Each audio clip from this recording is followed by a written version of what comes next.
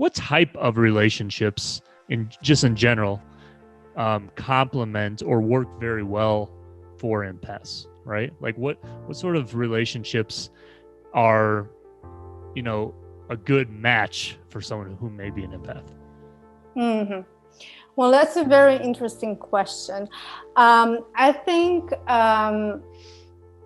because of our sensitivity and our ability to feel in such an intense way, I think it's good for us if we pair up with people who are not so sensitive as us, so that they can provide this stability for us. But on the other hand, we need to be careful that they're not too cold, because that's, for an empath, that's very triggering and is just renewing those traumas of not being understood, not being emotionally connected. So it has to be, for an empath, I think the most important thing is to find a person with the right balance between being sensitive and emotional, but not too emotional, and be maybe more on the logic side of things, approaching things more logically, so you can complement each other. Also, it has to be someone that really understands our need to be alone, and our need to have our alone time, our recharging time, our time where we recalibrate.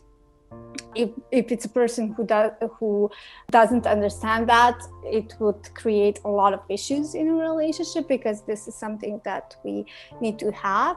I think it goes without saying that it has to be a person that can handle intense emotions and who can really hold that space for us when we're going through things. And if you are able to find that kind of person, and I'm sure that you can, because I know from personal example that this is possible, then this is extremely healing, because it provides for you something that you really needed and wanted in your childhood. But in order to even meet that kind of person, of course, you have to heal that childhood trauma to a high degree. So you come to the place where this would be nice to have, but it's not absolutely necessary for you. And you don't think that you can't survive without having someone who can hold that space. When you get to that point, then you actually can meet people who are like that.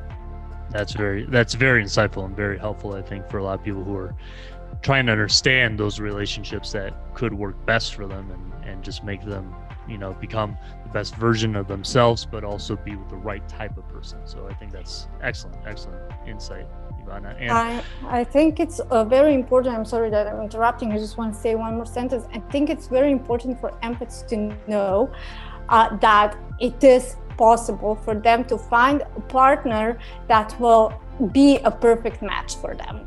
This was something that I needed to shift, and it was the last thing I shifted before I met my current partner, where I was buying into an idea or a concept of how relationships have to look like and what has to happen based on the most common blueprint, let's say. So it's very important to even open up to the possibility that what you specifically need is out there, and that there is a person who can give you that in a way that it will feel comfortable and good for them, and not that they're doing it just because you need it and that they're forcing themselves into it.